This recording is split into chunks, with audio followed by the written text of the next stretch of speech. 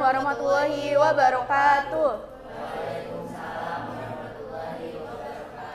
Selamat pagi semuanya. Kami dari kelompok 5, saya Marina Fariska, saya Halimatu Syadia, dan Sigit Ariwidodo. Kami di sini ingin menjelaskan definisi agama, klasifikasi agama, dan ciri-ciri agama. Pertama itu ada definisi dari agama. Sebelumnya teman-teman di sini ada yang tahu nggak apa itu agama? Ya? Apa Ariel? Enggak. Teman-teman yang lain gimana? Pakai pendapat pribadi aja nggak apa-apa. Yang tahu boleh ya? Boleh. Ya. Definisi dari agama. Ini alat buat teks kunci. Ya, bagus banget jawabannya. Terima kasih Rondi. Ini untuk kita. Iya. Ini alat teks. Alat teks. Jawaban Irwandi udah betul ya teman-teman, tapi saya di sini akan menambahkan apa itu definisi agama. Jadi, agama merupakan suatu pondasi dalam berhubungan baik dengan Tuhan atau hubungan dengan sesama manusia atau juga hubungan dengan alam. Lalu ada definisi agama menurut para ahli. Yang pertama ada dari Edward Burnett Taylor. Dikutip dari Seven Theories of Religion, karya Daniel, definisi agama adalah kepercayaan seseorang terhadap makhluk spiritual, misalnya roh, jiwa, dan hal-hal lain yang punya peran dalam kehidupan manusia. Lalu selanjutnya ada penjelasan agama dari James George Fraser. Dalam bukunya, ia cenderung menjelaskan bahwa agama adalah sesuatu yang menurutnya keyakinan bahwa dunia alam dikuasai oleh satu atau lebih dewa dengan karakteristik pribadi dengan siapa bisa mengaku, bukan oleh hukum. Jadi kesimpulan dari definisi menurut para ahli adalah agama adalah yang dianut oleh seseorang, dan ada perbedaan pendapat dari kedua ahli di sini. Perbedaan yang paling menonjol adalah menurut James George. Jadi dia percaya bahwa agama adalah yang dikuasai oleh dewa-dewa. Lalu selanjutnya klasifikasi agama akan dijelaskan oleh Sigit. Oke. Ditinjau dari sumbernya, agama itu dibagi menjadi dua, yaitu ada agama wahyu dan agama bukan wahyu. Agama wahyu atau revealed religion adalah agama yang menghendaki iman kepada Tuhan, kepada Rasulnya, dan kepada kitabnya serta pesan-pesannya untuk disebarkan kepada segenap umat manusia. Agama bukan wahyu atau agama budaya atau cultural religion adalah semata-mata kepada ajaran seseorang manusia yang dianggap memiliki pengetahuan tentang kehidupan dalam berbagai aspek secara mendalam. Ya, contohnya tuh ada agama Buddha yang berpangkal pada ajaran Siddhartha Gautama dan Konfusianisme yang berpangkal pada ajaran Konghucu.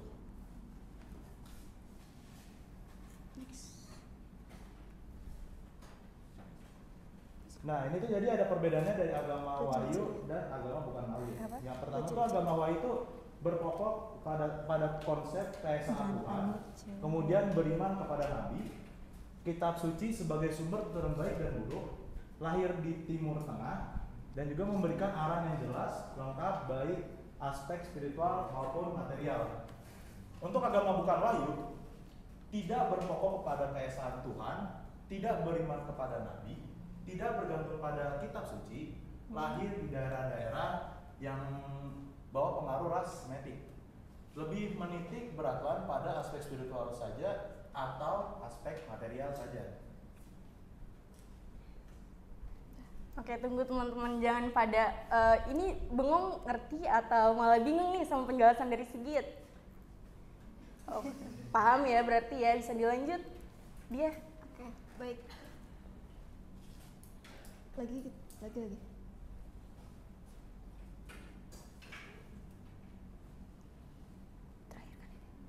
Oke, baik. Selanjutnya ada ciri-ciri agama.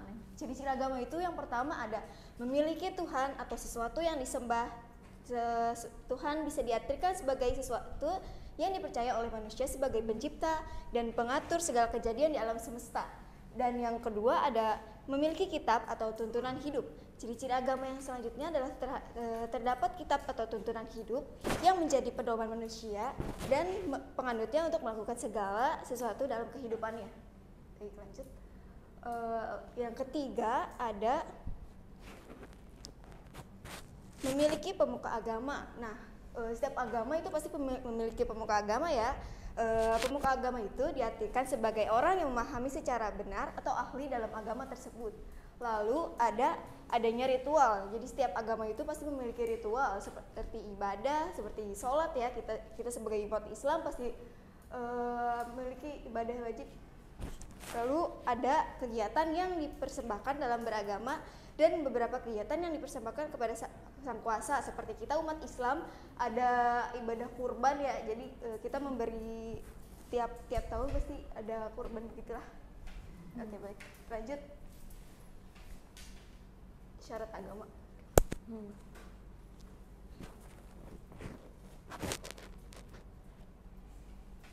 Baik, syarat agama merupakan suatu ciri kehidupan sosial manusia yang universal. Dalam arti bahwa sebuah masyarakat mempunyai cara-cara berpikir dan pola-pola perilaku yang memenuhi syarat untuk disebut agama.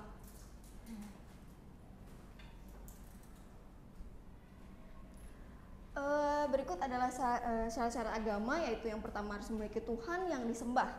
Kepercayaan bisa dikatakan sebagai agama jika kepercayaan itu memiliki Tuhan yang disembah.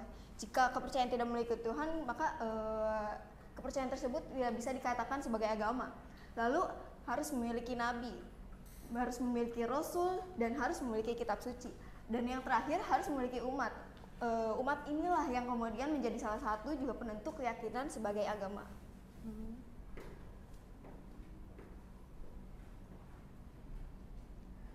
Oke, ini adalah syarat agama Islam ya. Yang pertama adalah kepercayaan atau akidah, kemudian pemujaan atau ibadah, membayar zakat fitrah dan menunaikan haji yang mampu. Nabi dalam Islam adalah seorang yang mendapatkan wahyu dari Allah Subhanahu wa taala. Dan yang terakhir adalah kitab suci, kitab yang berisi tentang wahyu-wahyu Allah kepada Rasulnya.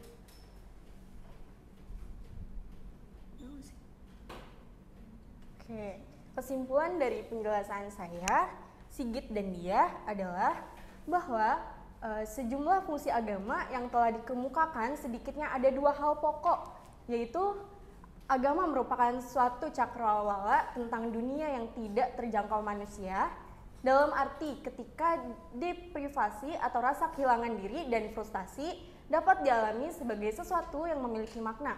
Kedua, agama merupakan sarana yang memungkinkan hubungan antara manusia dengan Tuhan yang memberikan jaminan dari keselamatan. Kita juga dapat menyimpulkan bahwa agama berperan penting dalam kehidupan manusia.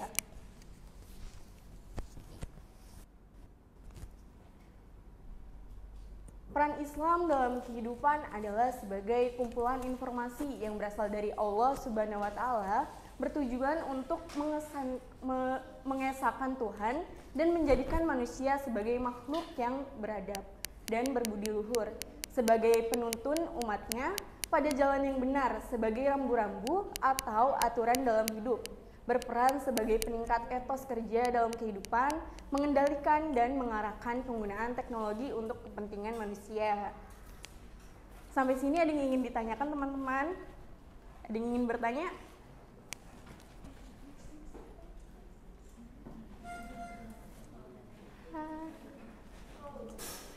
Boleh, silakan Siska.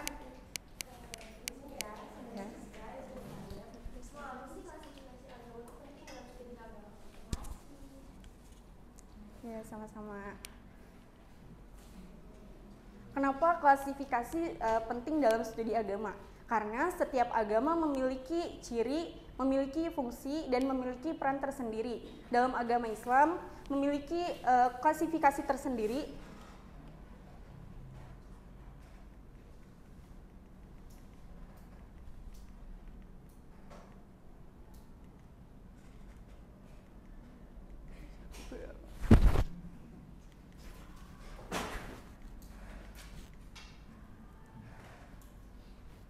yang dapat kita ketahui sebagai umat Islam. Jadi kenapa klasifikasi dalam agama sangat penting? Karena untuk membedakan agama satu dan lainnya. Terima kasih. Ada yang ingin bertanya? Ya. Assalamualaikum warahmatullahi wabarakatuh. Saya Sonia Syahnadani dan saya ingin bertanya kepada kelompok 5. Ya. Jadi terkait tadi kan mungkin bisa ini ke slide sebelum kesimpulan.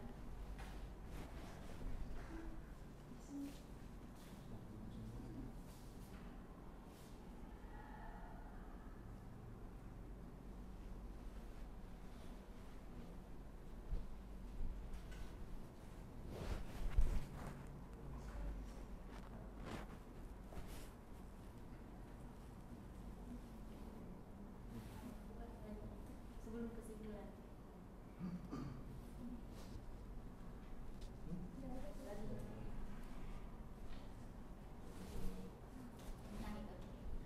Jadi di sini yang akan saya tanyakan yaitu terkait konteks lebih lanjut terkait kepercayaan atau akidah. Nah, boleh mungkin bisa lebih dijelaskan kembali terkait kepercayaan atau akidah itu bagaimana?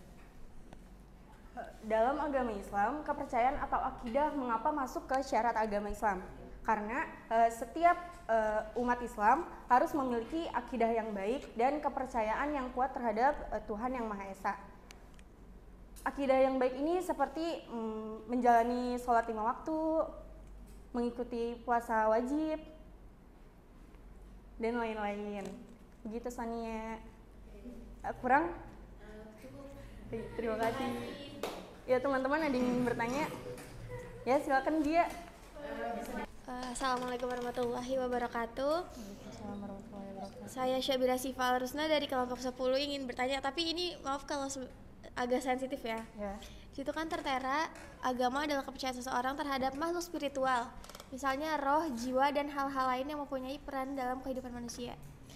Nah, kan benda-benda mati seperti air, angin, sama matahari itu kan juga dijadikan Tuhan sama mereka yang percaya. Iya. Latar belakangnya apa sih sehingga mereka tuh percaya kalau benda-benda itu tuh Tuhan yang harus mereka sembah?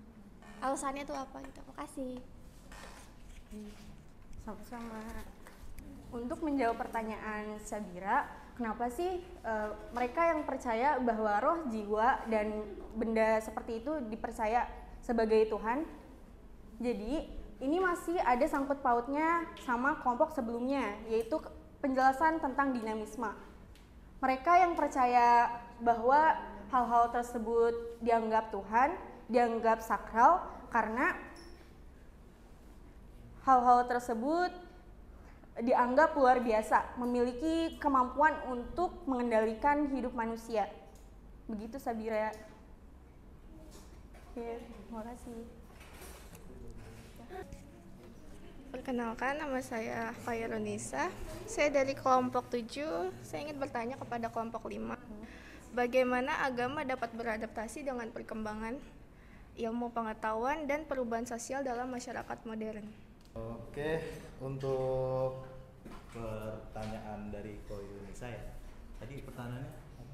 Pertanyaannya adalah mengapa agama Islam bagaimana bisa beradaptasi dengan perkembangan zaman? Iya, untuk pertanyaan ini itu kenapa agama Islam bisa beradaptasi sampai sekarang gitu, beradaptasi gitu. Ya kan, kenapa? Ya karena kan agama Islam itu kan dulu kan munculnya itu, maaf ya, adanya itu pertama di Timur Tengah, ya Timur Tengah, dan itu tuh gimana cara mereka beradaptasi? Karena yang kalau menurut saya nih, yang pertama itu karena aturan dari agama tersebut yang sudah menyebar luas di masyarakat sekitar, yang pertama. Habis itu mereka terus melakukannya seperti jadi kebiasaan setiap hari. Jadi mereka tuh kebiasa. Habis itu mereka tuh menggunakan aturan ini untuk harus mengajari ke orang lain. Jadi aturannya gini, harus gini sekarang harus berdoanya juga sama seperti itu. Nah, akhirnya kesebar terus, sebar akhirnya meluas sampai sekarang gitu. Itu menurut saya. Terima kasih. Gimana untuk jawabannya? Katanya, oke. Terima kasih ya teman-teman untuk yang sudah bertanya. Sekarang kita akan buka sesi tanya jawab. Bisa disiapkan dia. Kuis kan? Sebentar, tunggu pinnya muncul dulu. Oh, baik. Tolong join mas. Nggak ada pulpen di sini. Ada yang berkendala? Oke, Sri sudah bergabung. Bagus. Dia doang. Hah? Sekarang. Mulai. Bisa, bro.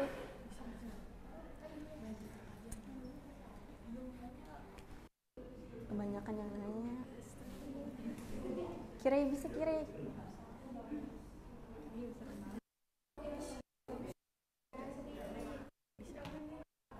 Bisa, Arda.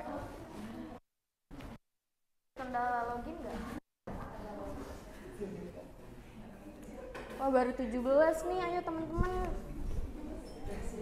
bergabung. Masih kurang 10 orang lagi. Ayo biar dapat pulpen. Ayo.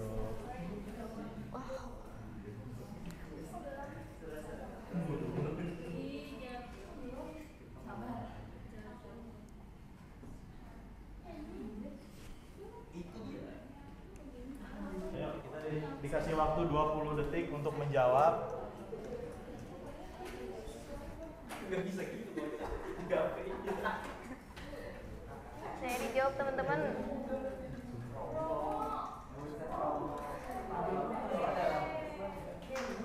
Oh, bener semua ya. Udah nih sih. Ada yang. Oke. Ini pemimpin ya guys ya. Itu siapa? Kim Udin. Oke, soal nomor 2. Semua materi yang ada di kuis ini udah kita jelasin tadi ya, ada di PPT. Iya, betul banget. Jadi ketahuan nih siapa yang enggak. Jadi ketahuan siapa yang memerhatikan dan tidak memerhatikan. Tolong dimodifikasi. Keren nih. Oke. Keren banget nih, pasti pada rapiin semua nih ya. Pasti karena pengen dapat pulpen. Oke, dulu. Masih dulu yang mimpin. Boleh. Ya, soal nomor 3. Ayo berapa jenis?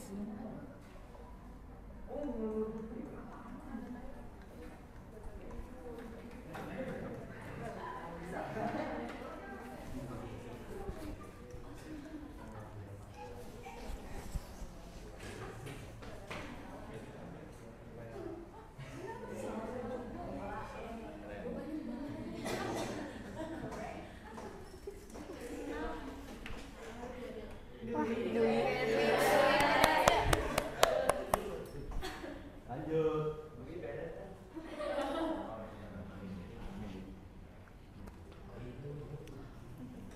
Wah, apa ya jawabannya ya? Yang bisa jawab pertanyaan ini keren. Berarti kalian memperhatikan.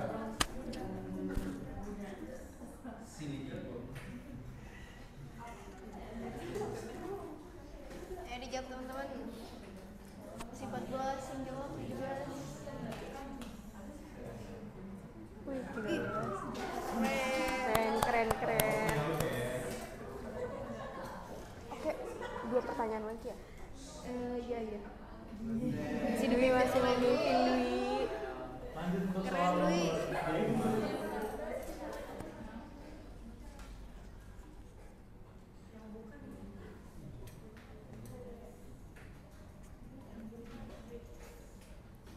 Guys, dijawab guys.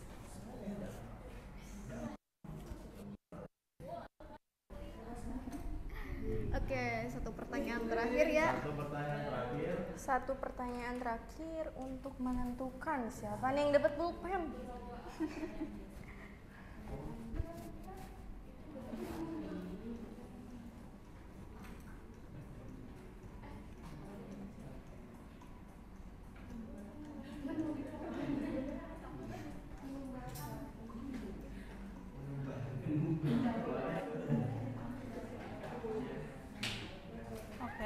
kasih untuk partisipasinya. Sekarang kita lihat ya siapa skornya yang paling tinggi.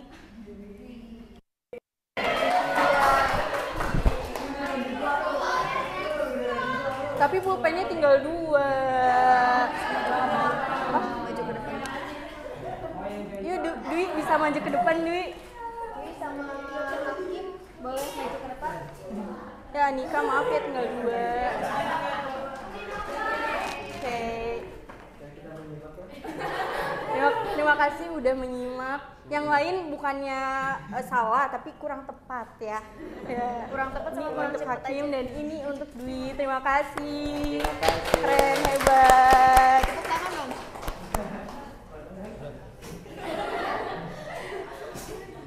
Kita tutup aja kan. Well. Ini kita tutup. Mau dijelasin? Sekian ya teman-teman penjelasan dari kami dan terima kasih udah semangat buat jawab kuis barusan dan udah menyimak sampai akhir. Terima kasih teman-teman. Tepuk tangan dong untuk kita semua.